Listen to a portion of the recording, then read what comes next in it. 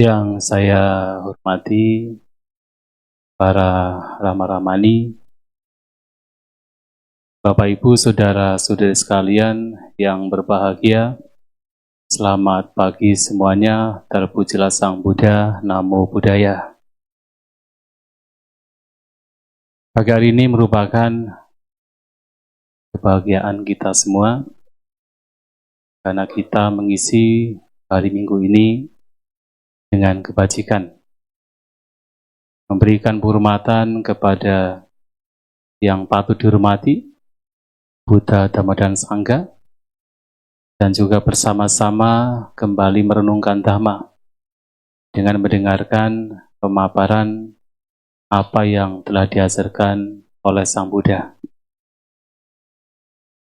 Salah satu, kalau kita kembali melihat sejarah kehidupan Sang Buddha, yang membuat Sang Buddha istimewa ketika beliau mengajarkan Dhamma adalah beliau mengajar Dhamma dengan berbagai macam cara, sehingga yang mendengarkan akan mengerti, mudah mengerti apa yang beliau sampaikan. Aneka pariyayana dhammawuta bhagavata. Dhamma dibabarkan dengan berbagai macam cara oleh Sang Buddha. Dan salah satu cara yang sering beliau gunakan agar para siswa beliau bisa mengerti Dhamma dengan baik adalah dengan menggunakan perumpamaan atau dengan menggunakan analogi. Bahkan tidak hanya kepada manusia, terhadap para dewa pun yang sebenarnya secara intelektual, secara kematangan batin, terkadang jauh lebih matang, jauh lebih intelijen daripada manusia, tetapi terkadang Sang Buddha juga masih menggunakan perumpamaan. Karena dengan perumpamaan, ada orang-orang yang bijaksana yang akan mudah mengerti Dhamma. Dan salah satu perumpamaan yang beliau gunakan yang hari ini akan saya sampaikan adalah kereta Dhamma. Bahwa Sang Buddha mengajarkan Dhamma yang untuk dipraktikkan itu seperti seseorang yang menggunakan kereta. Bukan kereta biasa, tetapi kereta Dhamma. Kalau kita hidup menjalankan kehidupan sesuai dengan Dhamma, artinya kita sedang mengendarai kereta, namun adalah kereta Dhamma. Karena praktek Dhamma ini adalah sebenarnya perjalanan. Bahkan hal ini juga kalau kita bisa melihat setiap candi yang ada di Indonesia, tidak hanya candi Hindu tapi juga candi Buddhis, Anda pasti akan melihat ketika mau masuk ke candi, yang paling depan pasti ada dwarapala, penjaga pintu. Kemudian kanan kiri itu di dalam dwarapala itu biasanya kanan kiri itu ada seperti sayap, tembok pagar ketika kita naik ke candi. Dan dalam tembok pagar itu yang kanan kiri sebagai pagarnya jalan masuk ke candi, itu akan ada gambar yang di situ sebenarnya representasi dari tunggangan Dewa Waruna. Tunggangan ini adalah tunggangan yang bisa digunakan untuk di jalan darat maupun jalan laut. Dan kita masuk ke candi, nanti akan ada seperti gambar mulut dengan atasnya relief buta, seperti raksasa. Itu adalah Kala. atau juga disebut Rahu. Mengingatkan kita bahwa ketika kita masuk ke candi, kita itu seperti masuk ke dalam kereta. Kereta yang nantinya membawa kita ke dalam sebuah perjalanan. Tapi bukan perjalanan biasa, tapi perjalanan spiritual. Begitu masuk ke pintu gerbang, mulut candinya itu nanti akan ada kala itu mengingatkan kita bahwa kita itu, hidup kita itu dimakan oleh kala, dimakan oleh waktu. Artinya cepat atau lambat kita harus mengalami kematian. Nah, sehingga begitu masuk ke candi, kita masuk ke sebuah kereta spiritual, kita diingatkan bahwa hidup kita itu terus dimakan oleh waktu. Maka sebelum kita meninggal, apa yang mesti kita lakukan? Banyak melakukan kebaikan. Maka masuk ke candi bukan kita hanya selfie-selfie. Kalau nggak paham kan, masuk ke candi kan selfie kan, terus masuk ke TikTok, masuk Instagram. Tapi sebenarnya kita masuk ke candi adalah untuk melakukan kebaikan. Apakah di sana bermeditasi, paling tidak melakukan puja, itu semua adalah kebaikan. Karena kita diingatkan bahwa yang nanti akan menolong kita ketika kematian terjadi, tidak lain adalah kebaikan kita. Nah, kereta dhamma. Sang Buddha juga menyampaikan kereta dhamma. Bahwa kita mempraktikkan dhamma itu seperti kita menaiki kereta, yaitu kereta dhamma. Disampaikan oleh beliau kepada sesosok dewa. Sebenarnya dewa ini, sebelum ia terlahir sebagai seorang dewa, dia adalah seorang biku. Mempraktikkan meditasi karena begitu seriusnya sampai lupa makan. Ekstrim. Pada saat beliau duduk bermeditasi, ternyata karena badannya lemah, ia meninggal. Begitu meninggal, terlahir di alam Tawatingsa, sedang bersandar di pintu gerbang sebuah istana yang sangat besar. Tapi Bante ini yang terlahir di alam dewa tersebut tidak tahu kalau dirinya sudah meninggal. Jadi seperti ia baru bangun dari tidur. Sementara para bidadari, jadi di dalam istana itu banyak bidadari, tidak hanya puluhan, tapi ribuan. Jadi kalau bapak-bapak lahir di alam dewa, bidadarinya ribuan. Berpikir, wah ini pemilik istana ini sudah datang. Kemudian mereka keluar dari istana, menari, menyanyi dan sebagainya sebagai ya bidadari di sana. Nah, dewa ini yang merasa dirinya masih sebagai seorang biku, yang belum tahu kalau dirinya sudah meninggal, justru ketika para bidadari datang, bukannya happy, tetapi malahan merasa malu. Malu untuk melihat para bidadari. Dan ketika bidadari datang, mereka kemudian tahu, wah ini ternyata dewa ini belum tahu kalau dirinya sudah meninggal. Bahkan ketika diberitahu pun bahwa Anda sudah meninggal, biku ini merasa belum meninggal, jadi malu tidak mau melihat para bidadari. Akhirnya para bidadari ini mengambil cermin, kemudian diletakkan di depannya.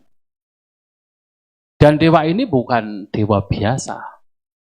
Dikatakan dewa ini memiliki tinggi setinggi 3 gawuta.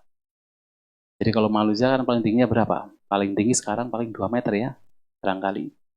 Sekitar itulah. Tetapi ini 3 gawuta.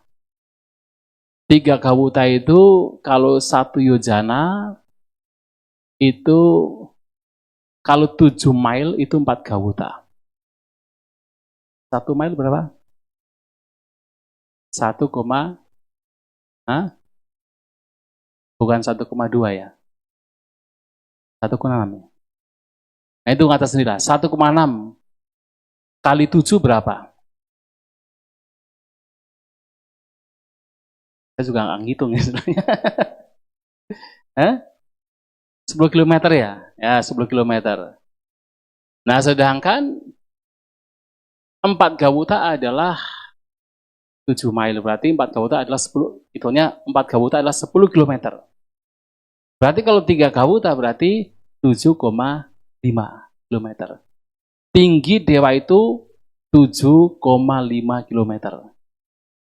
Tinggi banget ya. Itu kan alam mereka ya. Alam mereka bukan alam manusia.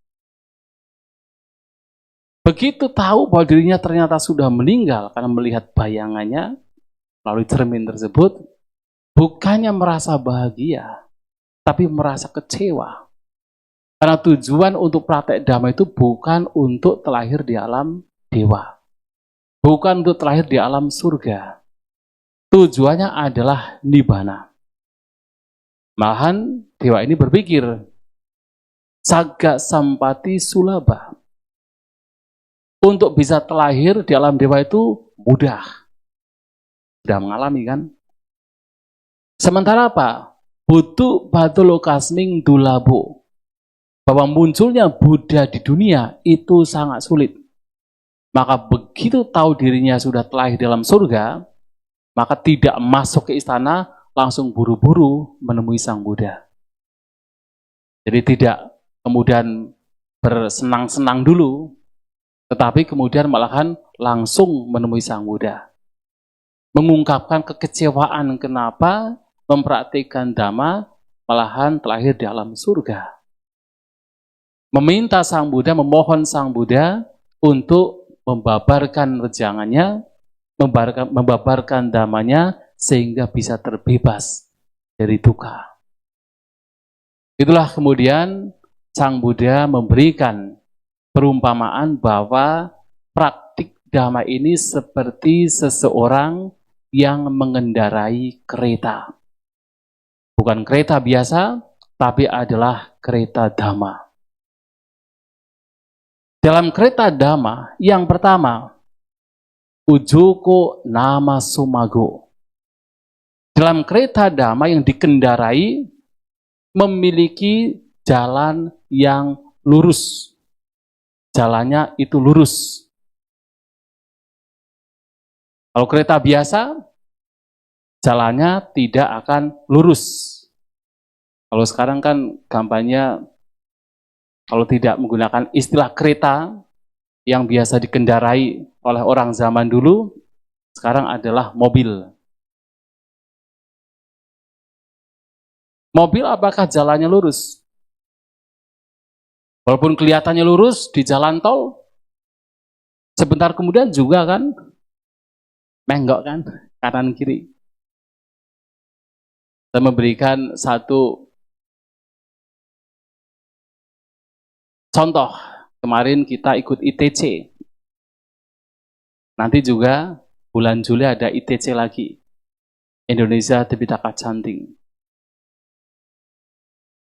Pada saat hari terakhir ada Asalha Mahapuja, akan ada arak-arakan dari Candi Mendut sampai ke Candi Borobudur.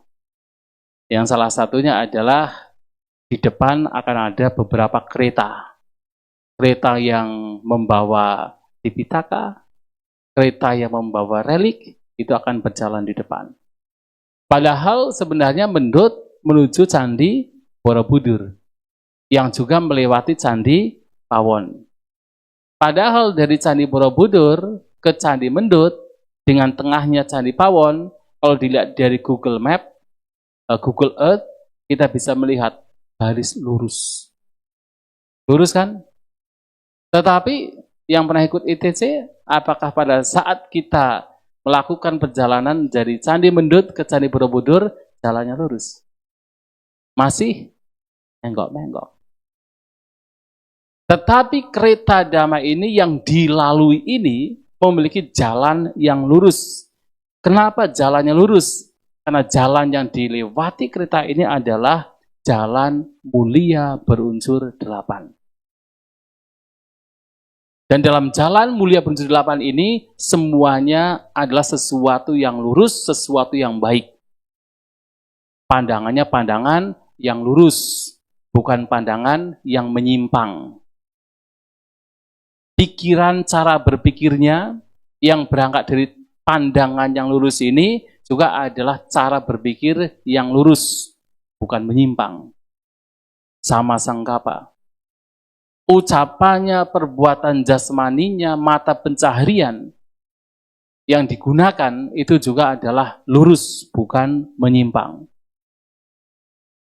Daya upaya, perhatian, konsentrasi, ketenangan dalam jalan yang digunakan oleh kereta dhamma ini juga adalah lurus, bukan menyimpang. Maka jalan dari kereta dhamma ini adalah jalan yang lurus.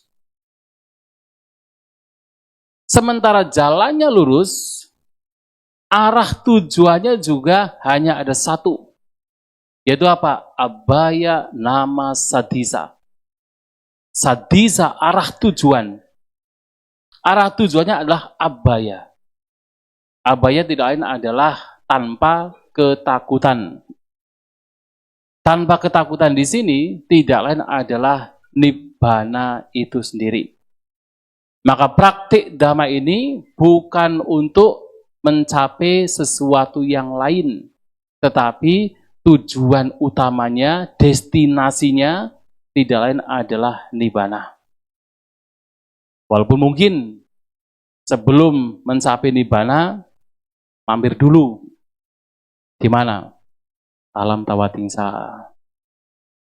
Mampir di alam Brahma. Tetapi tujuan akhirnya harus selalu dijadikan prinsip bahwa praktik dhamma ini tujuan akhirnya adalah nibbana.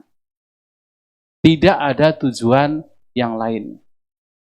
Tidak kemudian sudah telah dalam surga cukup, tidak.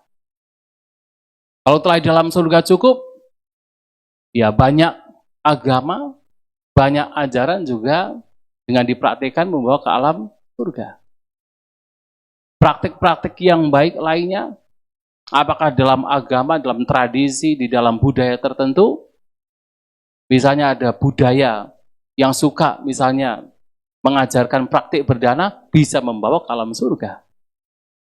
Budaya yang mengajarkan untuk mempraktikkan kemoralan yang baik, jangan membunuh, jangan mencuri, jangan berzina, bisa membawa ke alam surga. Akan tetapi ajaran Sang Buddha dalam kereta dhamma ini punya tujuan, punya arah tujuan, yaitu satu. Tidak lain adalah nibbana. Menjadi tujuan utama. Maka kalau kita perhatikan, apapun yang diajarkan Sang Buddha, nanti ujung-ujungnya itu nibbana. Tadi saya mendengar dari Kuti, salah satu sutta yang dibaca adalah Karanyamita. Khotbah ini mengajarkan kita semua untuk mengembangkan apa? Mengembangkan apa? Cinta kasih. Mengembangkan metta. Mengembangkan pikiran persahabatan, pikiran cinta kasih tanpa kebencian, tanpa permusuhan terhadap semua makhluk. Yang sebenarnya itu masih dalam konteks, kalau dalam meditasi, adalah samatha. Tetapi kemudian perhatikan di syair yang paling terakhir apa? Silawa dasanena sampano. Betul ya? Seseorang yang bermoral hendaknya memiliki dasana. Dasana di sini adalah pandangan yang terang, identik dengan vipassana.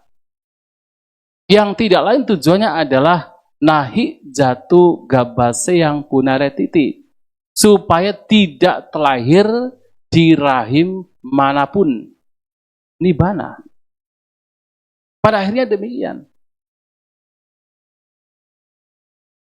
Manggala Sutta yang juga sering Anda sekalian baca dalam kebaktian, dalam acara-acara tertentu, juga sama. Diawali dengan apa? Asewana cakbalanang. Tidak berasosiasi dengan orang-orang bodoh, orang-orang yang jahat, orang-orang yang tidak bermoral.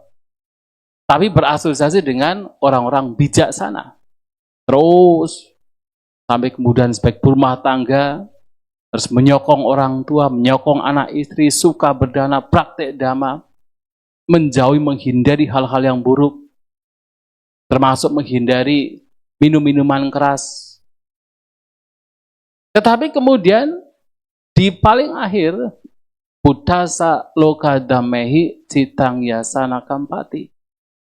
Walaupun disentuh oleh hal-hal yang bersifat duniawi, tetapi batin tidak goyah, batin tidak tergoncangkan.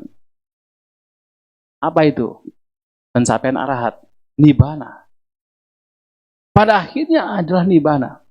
Maka praktek dhamma ini, kereta dhamma ini yang kita naiki, kita tunggangi, yang jalannya lurus, arah tujuannya tidak lain adalah nibbana. Ini menjadi satu prinsip dalam praktek dhamma ini. Dan kemudian, dalam kereta dhamma ini dikatakan juga aku jano. Aku jano artinya adalah kereta ini tidak berisik. Kalau kereta biasa, sangat berisik. Dengan rodanya terbuat dari besi, tambah berisik. Apalagi kemudian banyak orang yang menaiki, tambah berisik. Tetapi kereta dhamma ini tidak berisik. Walaupun yang menaiki kereta ini ribuan, puluhan ribu, jutaan, miliaran orang, tapi kereta dhamma ini tidak berisik. Senyap. Kenapa demikian? Karena orang yang mempraktikkan dhamma adalah orang-orang yang ucapan, perbuatan jasmani, dan pikirannya itu terkendali. Menjadi jinak. Biasanya membuat huru-hara itu kan orang-orang yang kacau ya. Orang-orang yang suka berbuat konflik, suka bertengkar, baru membuat huru-hara. Nah kalau praktek dhamma, sudah tidak mau bertengkar, tidak mau berkonflik, tidak mau mengganggu yang lainnya, maka menjadi apa? Senyap, menjadi diam. Kalaupun bicara yang menyenangkan, bicara yang membuat kedamaian. Maka Sang Buddha menyatakan, daripada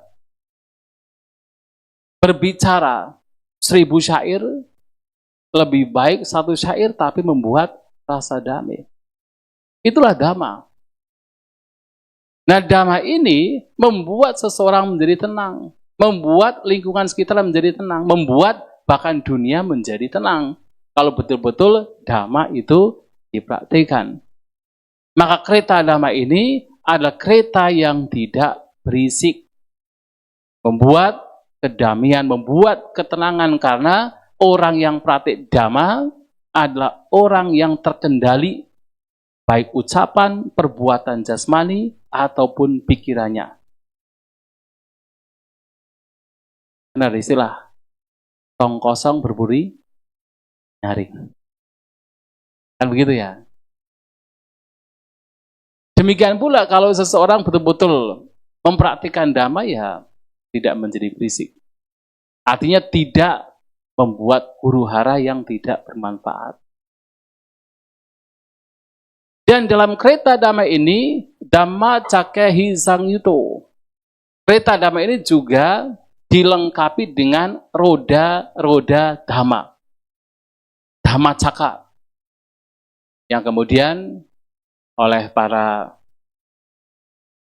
komentator atau para biku zaman kuno yang memberikan penjelasan lebih lanjut dalam kitab pengulas, yang dimaksud dengan roda-roda dhamma ini tidak lain adalah roda semangat. Artinya dalam praktek dhamma ini mesti dibekali, dilengkapi dengan semangat. Roda ini adalah yang terus menjalankan, ya, yang terus membawa seseorang itu dalam praktek dhamma, membawa seseorang untuk terus mempraktikkan dhamma. Roda kereta adalah yang terus membawa kereta itu berjalan menuju destinasi. Nah, roda semangat ini adalah yang terus membawa seseorang untuk terus praktek dhamma. Karena kalau tidak ada semangat, ya kandas di tengah jalan. Praktek dhamma juga membutuhkan semangat. Sang Buddha menyampaikan begini, dalam semangat ini ada 3 unsur yang juga mesti kita kenali, mesti kita munculkan. Yang pertama, arambadhatu, unsur untuk memulai dalam semangat ini. Yang kedua, para nikkamadhatu, unsur untuk melanjutkan. Yang ketiga adalah para kamadhatu, unsur untuk bertahan. Dalam apapun rintangan halangnya muncul, yang ketiga ini adalah unsur untuk bertahan. Biasanya ketika seseorang baru mempunyai ide, gagasan, unsur semangat yang pertama bisa muncul. Semangat untuk memulai. Di Doni punya ide. Nanti setiap minggu ada meditasi misalnya gitu ya. Malam apa? Ada ya? Ini hanya contoh ya, tapi jangan diambil hati. Malam Jumat meditasi. Wah, begitu ada ide demikian, banyak yang setuju.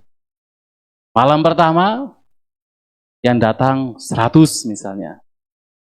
Minggu pertama maksudnya. Yang datang 100. Semangat gitu kan, semangat untuk mulai.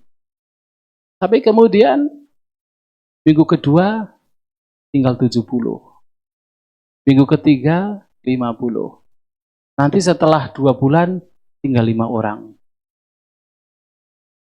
Dimulai tetapi kemudian tidak dilanjutkan. Ya kandas juga di tengah jalan.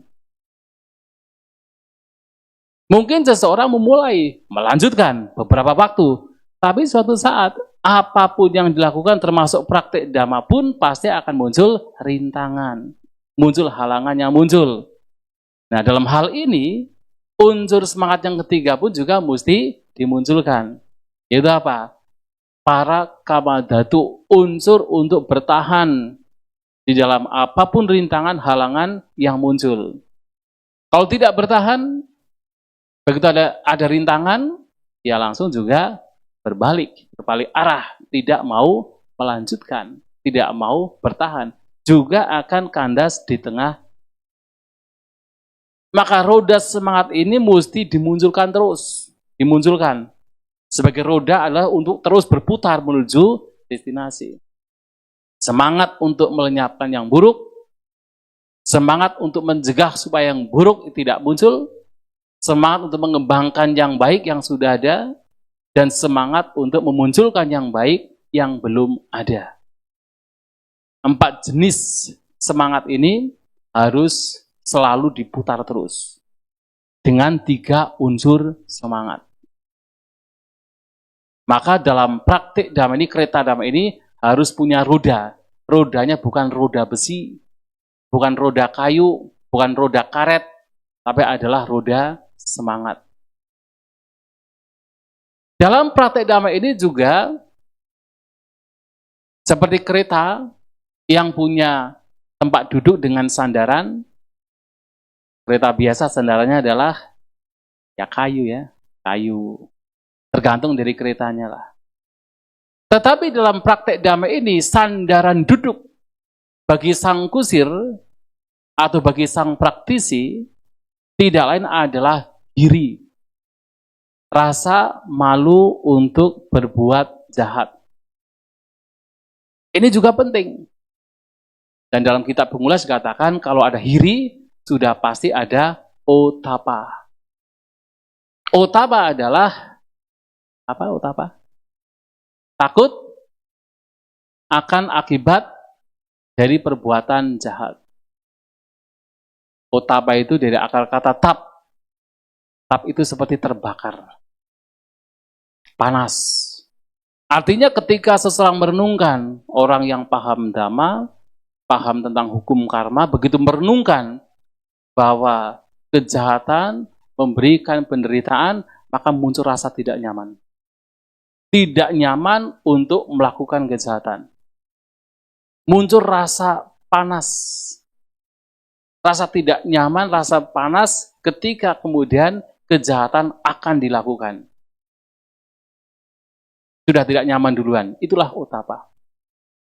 Jadi tidak hanya sekedar takut ya, tapi ada rasa tidak nyaman yang muncul dari mana? Dari pemahaman dhamma. Hiri adalah malu. Merasa jijik, merasa muak untuk melakukan kejahatan. Dan ini penting sebagai sandarannya. Karena kalau tidak punya sandaran hiri dan otapa, oleng juga. Walaupun sudah paham dhamma, tetapi kalau tidak punya rasa malu berbuat jahat, tidak ada rasa tidak nyaman ketika merenungkan dampak dari perbuatan jahat dan masih melakukan kejahatan, oleng juga. Kalau tidak punya sandaran, proyektannya bergerak cepat, gak ada sandaran, oleng juga kan. Maka hiri otapa ini penting sekali, bahkan dikatakan sebagai dua penjaga dunia. Karena kan banyak juga kasus-kasus di mana mungkin orang itu kelihatannya jaksana, gitu, tapi ternyata di balik itu tidak ada rasa malu, tidak ada rasa takut, oleng juga. Maka dalam dhamma ini hiri otapa penting sebagai sandarannya. Dan dalam kereta dhamma ini juga ada penutup kereta supaya tidak kotor. Itu apa? Sati. Satyasa pariwaranang. Sati asa pariwaranang.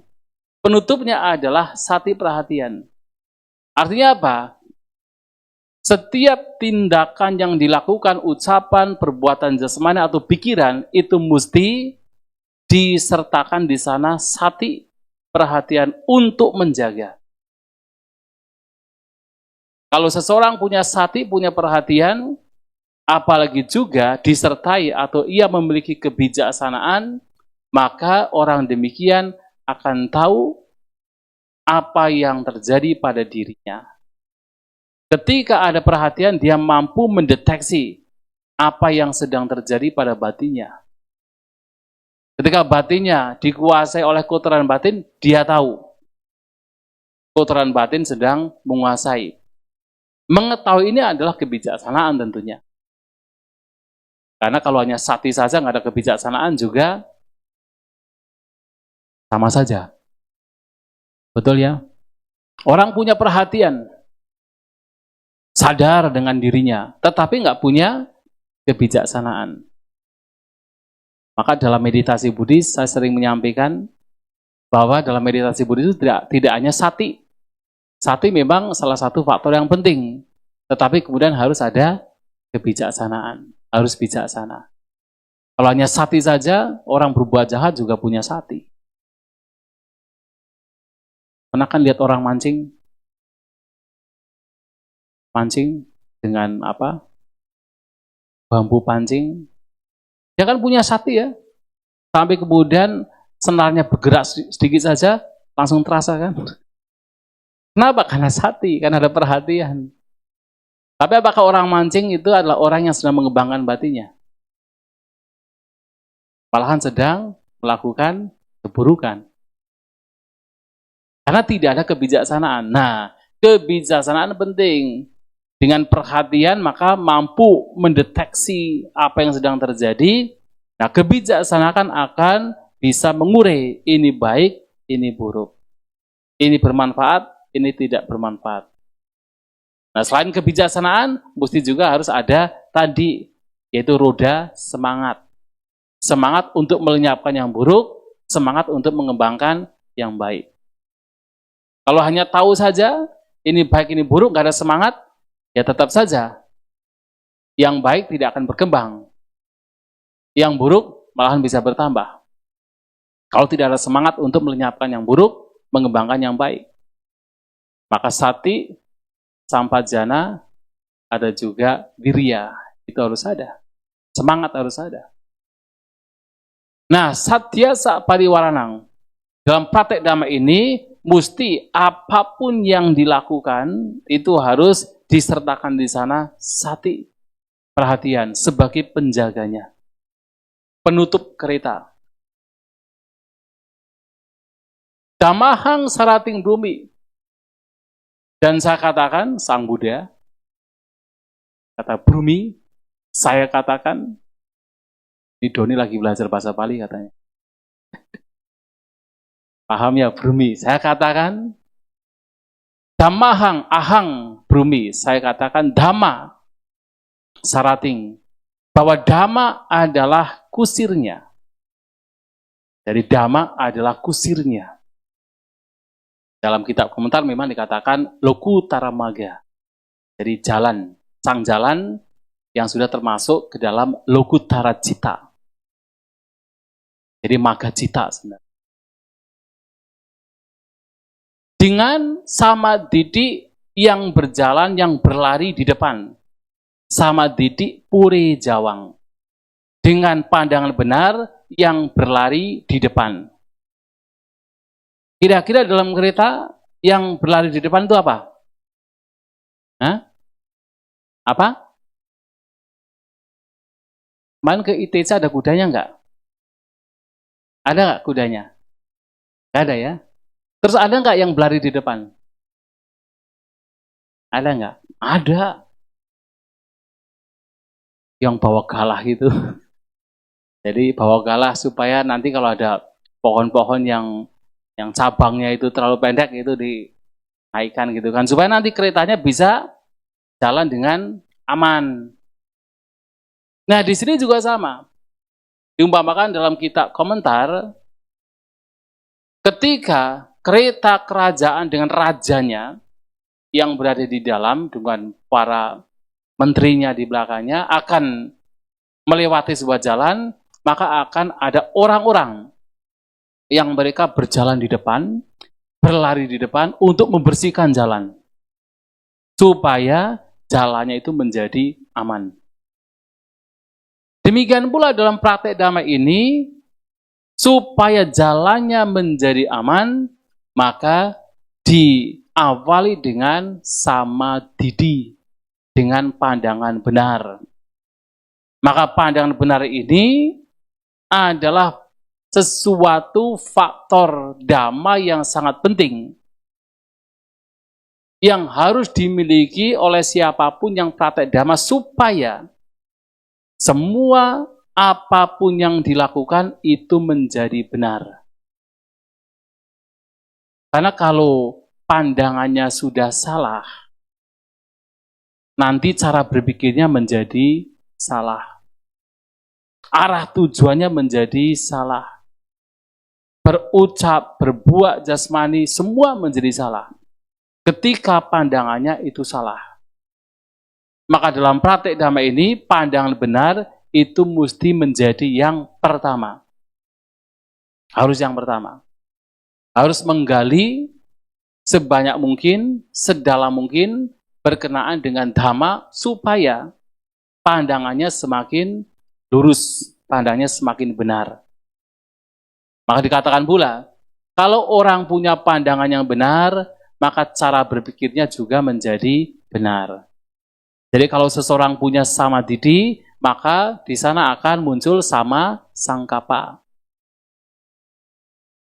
Kalau kemudian orang berpikirnya benar, maka ucapannya juga menjadi benar, sama waca. Perbuatan jasmaninya juga menjadi benar, sama kamanta. Kalau kemudian ucapan perbuatan jasmaninya yang benar, yang tentu, berangkat dari pandangan dan cara berpikir yang benar, semuanya benar, maka otomatis mata pencaharian juga menjadi benar. Karena mata pencaharian kan manifestasi dari apa? Ucapan dan perbuatan. Orang bekerja kan dari apa? Yang terlihat adalah ucapan dan perbuatan. Kalau itu benar, maka mata pencaharian juga menjadi benar. Dan kalau perbuatan jasmani, ucapan dan juga pikiran itu semua benar, itu diupayakan untuk senantiasa menjadi benar, kalaupun ada yang buruk, berusaha untuk dilenyapkan, yang baik-baik yang ada itu dikembangkan, karena dengan prinsip pandangan yang benar, sehingga segala ucapan, perbuatan jasmani dan cara berpikir dibuat sedemikian rupa menjadi benar, itulah daya upaya yang benar. Sama wayama. Kalau mengupayakan setiap momennya untuk supaya cara berpikir, ucapan, dan juga perbuatan jasmani menjadi benar, dengan penuh perhatian diupayakan setiap momennya, itulah sama sati. Perhatian yang benar. Kalau dengan faktor-faktor ini, batin menjadi tenang, batin menjadi kokoh, batin menjadi terpusat, tidak berpencar. Itulah sama samadhi. Dan ini semua berangkat dari mana? Pandangan yang benar. Maka dalam Kreta Dhamma ini, samadhi puri jawang, bahwa pandangannya benar yang berlari di depan. Nah, kalau pandangan benar ini itu sudah dimiliki, maka nanti Kreta Dhamma ini akan mengikuti. Nah, sehingga kusirnya dikatakan sebagai Lokutara Magga. Kenapa? Kalau seseorang mempraktikkan Dhamma dengan samadhi, kalau dalam kitab pengulas dikatakan pandangan benar berkenaan dengan anicca, dukkha, anatta, maka hasilnya adalah magga cita, pencapaian magga. Destinasinya nanti tentu adalah nibbana, abhaya. Maka Kreta Dhamma ini pertama punya jalan yang lurus, jalan mulia berunsur 8. Yang kedua, tujuannya hanya satu, tidak lain adalah nibbana. Kreta Dhamma ini adalah kereta yang tidak berisi, karena apa? Membawa setiap orang yang mengendarai menjadi tenang, menjadi terkendali. Dalam Kreta Dhamma ini juga, seseorang harus memiliki roda-roda semangat. Harus semangat. Semangat untuk meditasi, semangat untuk ikut puja bakti, semangat untuk berbuat kebaikan. Semangat untuk senantiasa dalam setiap momennya membawa batin sesuai dengan Dhamma. Dan ingat pula, dalam Kreta Dhamma ini juga harus punya sandaran. Yaitu apa? Malu berbuat jahat dan takut akan dampak dari perbuatan jahat. Dalam Kreta Dhamma ini juga, kita harus apa? Melengkapinya dengan sati. Dengan perhatian, menyertakan dalam setiap tindakannya dengan penuh perhatian, sati. Dan diawali dengan pandangan yang benar. Sehingga pencapaian yang benar itu dapat tercapai. Inilah Kreta Dhamma yang disampaikan oleh Sang Buddha kepada sesosok dewa yang dulu adalah seorang Bante. Mendengar demikian, Bante ini memahami, kok Bante ya? Dewa ini memahami apa yang disampaikan Sang Buddha dan dikatakan mencapai kesucian Sotapanna. Setelah itu bagaimana? Ya kembalilah ke istananya. Kembali ke istananya, kembali ke alam dewanya. Kan tidak mungkin toh, kemudian meninggal lagi, kemudian jadi biku lagi. Kembali ke alam dewanya dan ya sudah aman karena mencapai kesucian Sotapanna. Dan seorang Sotapanna setidaknya adalah tidak mungkin untuk terlahir di alam rendah, di alam apaya. Dan seorang Sotapana juga dikatakan niato sambodhi parayano. Sudah fix, sudah dipastikan akan mencapai sambodhi. Sambodhi adalah pencerahan, pencapaian arahanta. Walaupun seorang Sotapana mungkin masih memiliki ketidakkewaspadaan atau masih lengah, tapi selengah-lengahnya seorang Sotapana, ia tidak akan terakhir lagi ke dunia selama 7 kali. Sudah pasti akan mencapai pencapaian pembebasan, yaitu pencapaian arahanta.